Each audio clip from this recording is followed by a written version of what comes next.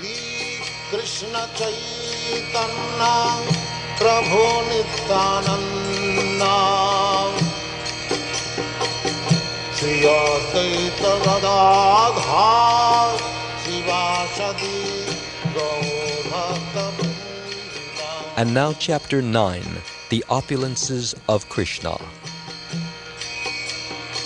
Shri Krishna Chaitanya Prabhu Nityananda Shri Advaita Gadadhar Shivasadi Gaur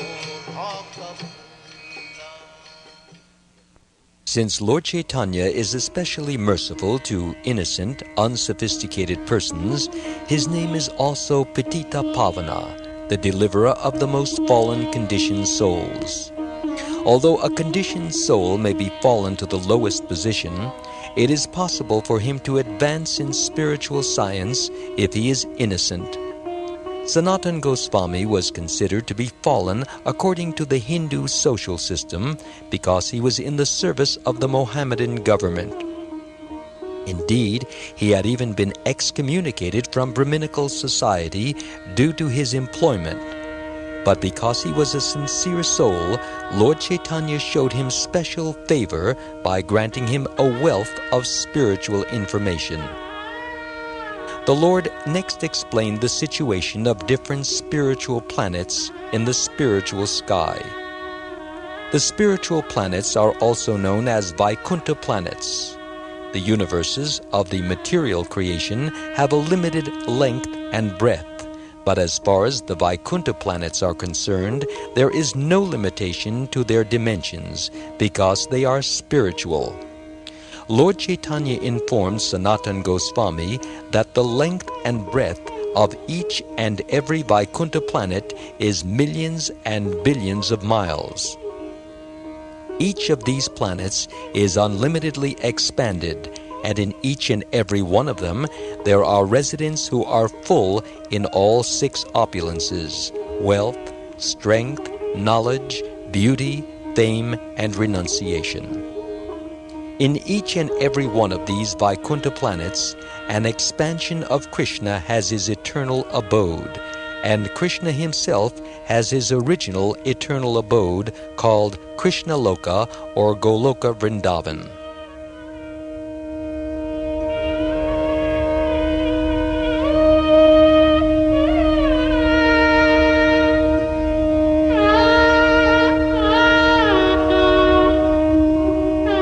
In this universe, even the largest planet lies in one corner of outer space.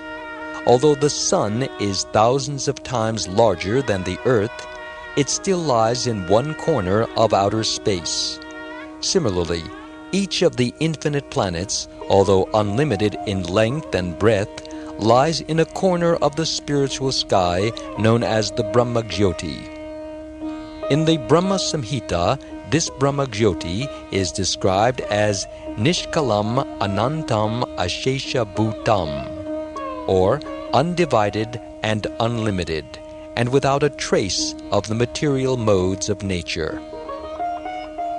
All the Vaikuntha planets are like petals of a lotus flower, and the principal part of that lotus, called Krishna Loka or Goloka Vrindavan, is the center of all the Vaikunthas. Thus the expansions of Krishna in various forms, as described herein, as well as his various abodes on the spiritual planets in the spiritual sky, are unlimited. Even demigods like Brahma and Shiva cannot see or even estimate the extent of the Vaikuntha planets.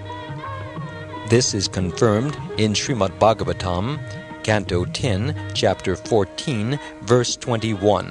Quote, "No one can estimate the length and breadth of all the Vaikuntha planets." Unquote. It is also stated there that not only demigods like Brahma and Shiva are unable to make such an estimate, but even Ananta, the very incarnation of the Lord's opulence of strength, cannot ascertain any limit to the Lord's potency or to the area of the different Vaikuntha planets. The prayers of Brahma mentioned in Srimad Bhagavatam, Canto 10, Chapter 14, Verse 21 are very convincing in this connection, for therein Lord Brahma says, Ko veti bhuman bhagavan paratman yogeshvaro tir bhavatas trilokyam vava katam va kati va kadeti Distarayan Kri Dasi Yoga Mayam, which means, quote, O my dear Lord, O Supreme Personality of Godhead, O Super Soul, O Master of all mystic powers, no one can know or explain your expansions, which you manifest by your Yogamaya energy. These expansions extend throughout the three worlds. Unquote.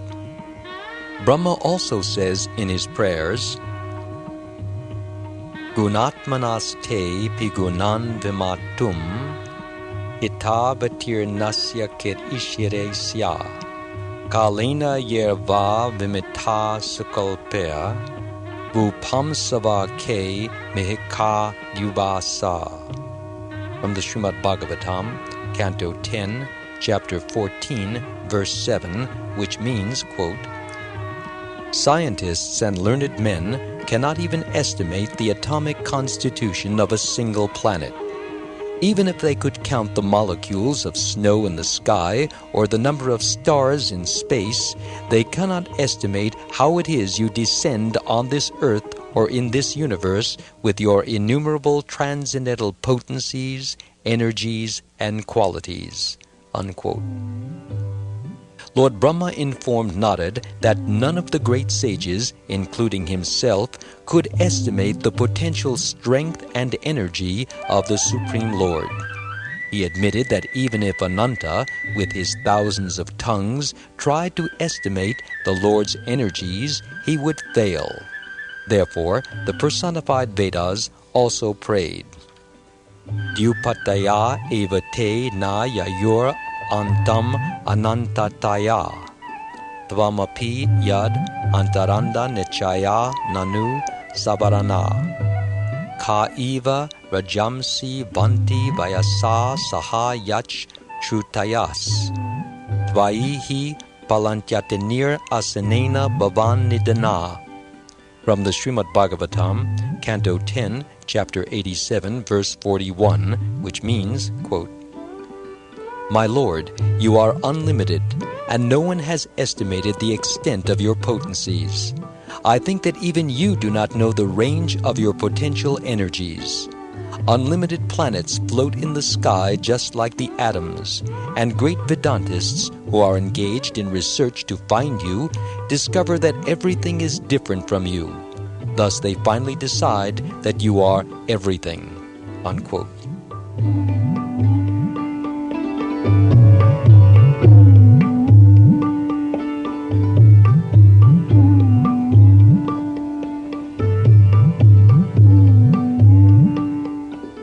When Lord Krishna was within this universe, Brahma played a trick on him in order to confirm that the cowherd boy in Vrindavan was actually Krishna himself. By his mystic power, Brahma stole all the cows, calves, and cowherd friends of Krishna and hid them. However, when he returned to see what Krishna was doing alone, he saw that Krishna was still playing with the same cows, calves, and cowherd boys. In other words, by his Vaikuntha potency, Lord Krishna had expanded all the stolen cows, calves, and friends. Indeed, Brahma saw millions and billions of them, and he also saw millions and billions of tons of sugarcane and fruit, lotus flowers and horns. The cowherd boys were decorated with various clothes and ornaments, and no one could count their vast numbers. Indeed, Brahma saw that each of the cowherd boys had become a four-handed Narayan, like the predominating deity of each Brahmanda, and he also saw that innumerable Brahmas were engaged in offering obeisances to the Lord. He saw that all of them were emanating from the body of Krishna, and, after a second, also entering into his body. Lord Brahma became struck with wonder, and in his prayer admitted that although anyone and everyone could say that they knew about Krishna, as far as he was concerned, he did not know anything about him. "My dear Lord," he said, "the potencies and opulences which you have exhibited just now are beyond the ability of my mind to understand."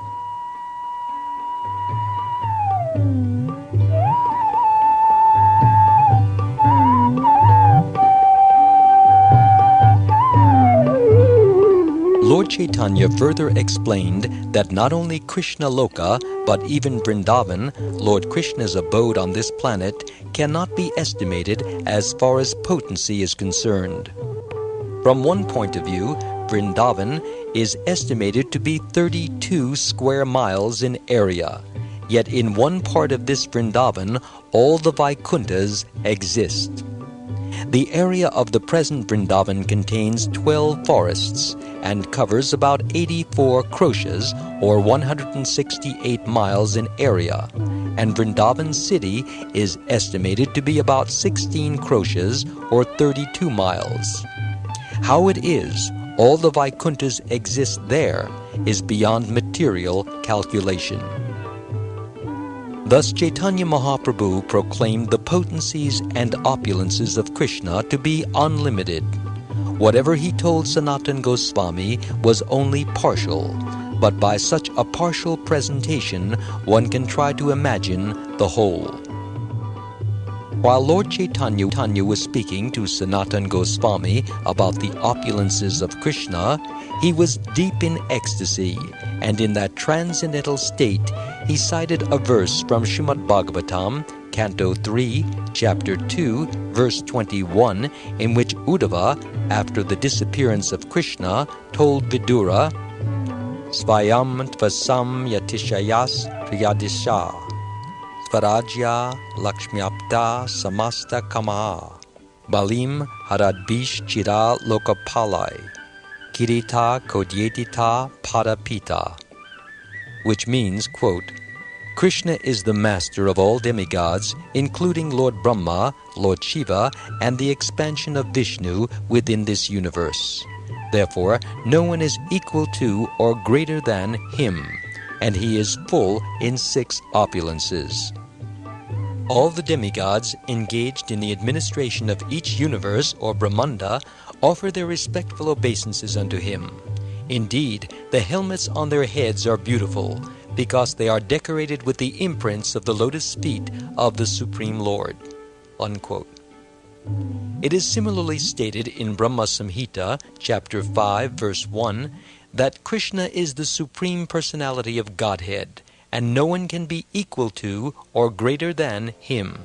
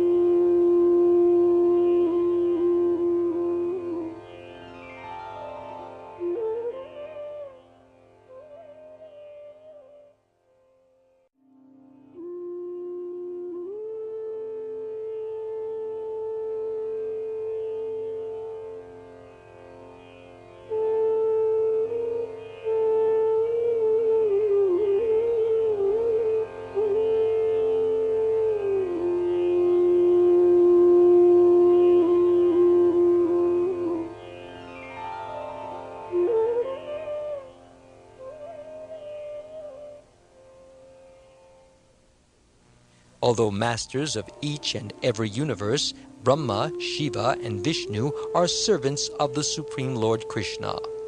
That is the conclusion. As the cause of all causes, Lord Krishna is the cause of the Mahavishnu, the first incarnation and controller of this material creation. From the Mahavishnu, the Garbhodakashayi Vishnu and Kshirodakashayi Vishnu come. Thus Krishna is master of the Garbhodakashayi Vishnu and Kshirodakashayi Vishnu, and he is also the Supersoul within every living entity in the universe. In Brahma Samhita, chapter 5, verse 48, it is stated that by the Mahavishnu's breathing, innumerable universes are produced, and in each universe there are innumerable Vishnu Tattvas. But it should be understood that Lord Krishna is the master of them all, and they are but partial plenary expansions of Krishna.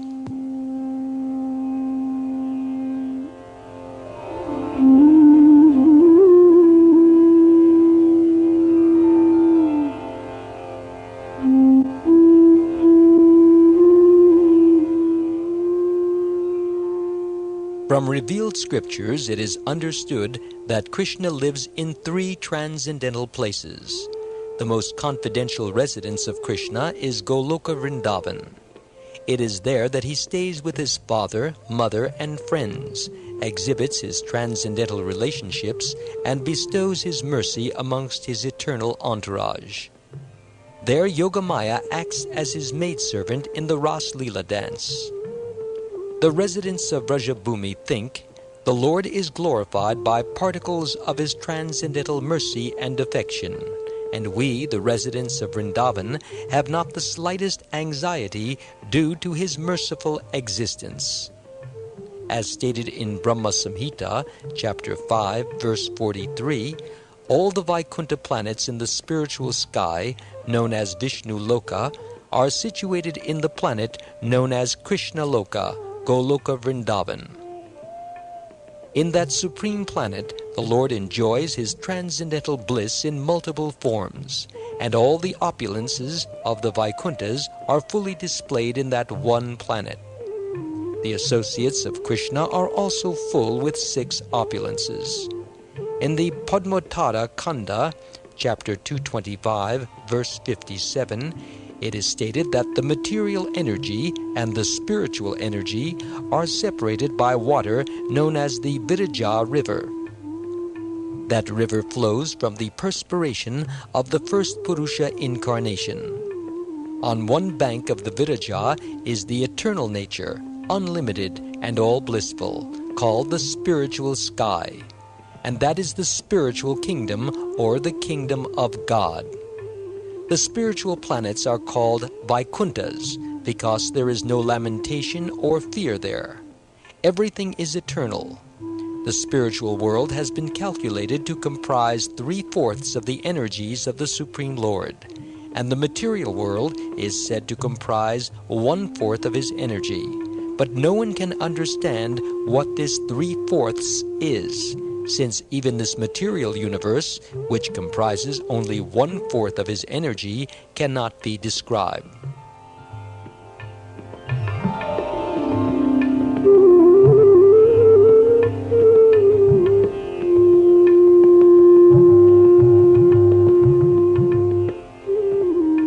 Trying to convey to Sanatan Goswami something of the extent of 1/4 of Krishna's energy, Chaitanya Mahaprabhu cited an incident from Srimad Bhagavatam in which Brahma, the Lord of the universe, came to see Krishna at Dwarka. When Brahma approached Krishna, the doorman informed Krishna that Brahma had arrived to see him. Upon hearing this, Krishna inquired as to which Brahma had come, and the doorman returned to Brahma and asked, "Which Brahma are you?" Krishna has asked. Brahma was struck with wonder. Why did Krishna ask such a question? He informed the doorman, "Please tell him that Brahma, who is the father of the 4 Kumaras and who has 4 heads, has come to see him." The doorman informed Krishna and then asked Brahma inside. Brahma offered his obeisances unto the lotus feet of Krishna, and after receiving him with all honor, Krishna inquired about the purpose of his visit. "I shall tell you of my purpose in coming here," Lord Brahma replied, "but first I have a doubt which I ask you to kindly remove. Your doorman told me that you asked which Brahma has come to see you. May I inquire if there are other Brahmas besides me?" Upon hearing this, Krishna smiled and at once called for many Brahmas from many universes. The 4-headed Brahma then saw many other Brahmas coming to see Krishna and to offer their respects. Some of them had 10 heads, some had 20, some had 100, and some even had 1,000,000 heads. Indeed, the four-headed Brahma could not even count the Brahmas who were coming to offer their obeisances to Krishna. Krishna then called many other demigods from various universes, and they all came to offer their respects to the Lord. Upon seeing this wonderful exhibition, the four-headed Brahma became nervous and began to think of himself as no more than a mosquito in the midst of many elephants. Since so many demigods were offering obeisances unto the lotus feet of Krishna, Brahma concluded that the unlimited potency of Krishna could not be estimated. All the helmets of the various demigods and Brahmas shone brightly in the great assembly, and the prayers of the demigods made a great sound. "Dear Lord," the demigods said, "it is your great mercy that you have called us to see you. Is there any particular order? If so, we will carry it out at once." "There is nothing especially required of you," Lord Krishna replied. "I only wanted to see you together at one time. I offer my blessing to you. Don't fear the demons." "By your mercy, everything is all right," they all replied. "There are no disturbances at present, for by your incarnation, everything inauspicious is vanquished." As each of the Brahmas saw Krishna, each thought that he was only within his universe. After this incident, Krishna wished all the Brahmas farewell, and after offering respects to him, they returned to their respective universes. Upon seeing this, the four-headed Brahma at once fell down at the feet of Krishna and said, "What I thought about you at first was all nonsensical. Everyone may say that they know you in perfection, but as far as I am concerned, I cannot begin to conceive how great you are.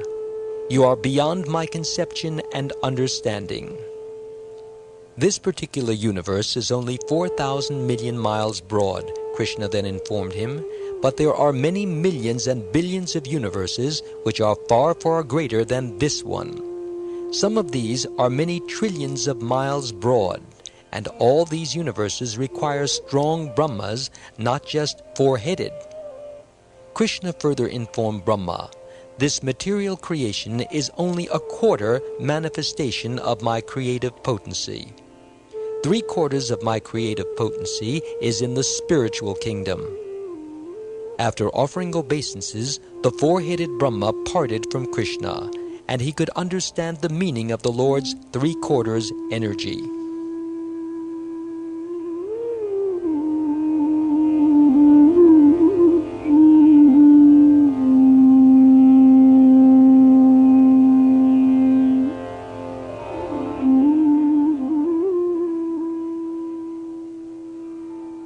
The Lord is therefore known as Triyadishvara, a name indicating his principal abodes, Gokul, Mathura, and Dwarka. These 3 abodes are full of opulences, and Lord Krishna is the master of them all. Situated in his transcendental potency, Lord Krishna is master of all transcendental energies, and he is full with 6 opulences. Because he is master of all opulences, all Vedic literatures acclaim Krishna to be the Supreme Personality of Godhead. Lord Chaitanya then sang a nice song about the opulences of Krishna, and Sanatana Goswami listened. All the pastimes of Krishna are exactly like the activities of human beings, the Lord sang. Therefore, it is to be understood that his form is like that of a human being. Indeed, a human being is but an imitation of his form. Krishna's dress is just like that of a cowherd boy's. He has a flute in his hand, and he seems to be just like a newly grown youth. He is always playful, and he plays just like an ordinary boy.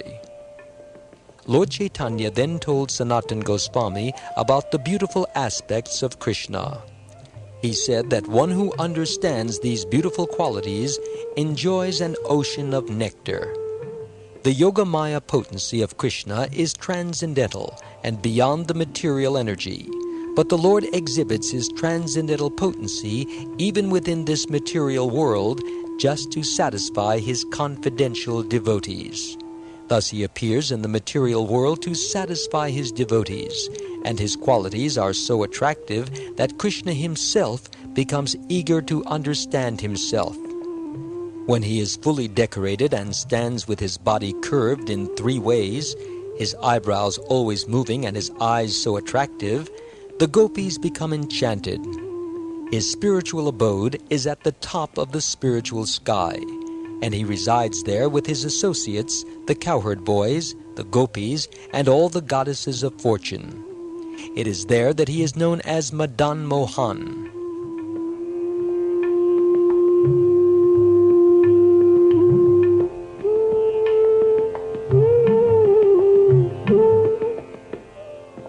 There are many different pastimes of Krishna, such as his pastimes in the forms of Vasudeva and Sankarshan, and in the material sky, his pastimes are carried on as the first Purusha incarnation, the creator of the material world.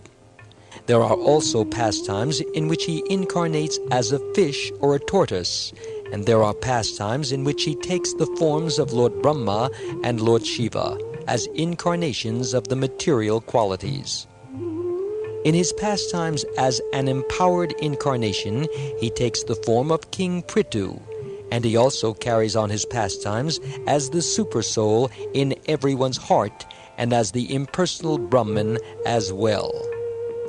Although he has innumerable pastimes, the most important is that of Krishna in human form, frolicking in Vrindavan, dancing with the gopis, playing with the Pandavas on the battlefield of Kurukshetra, and playing in Mathura and Dwarka.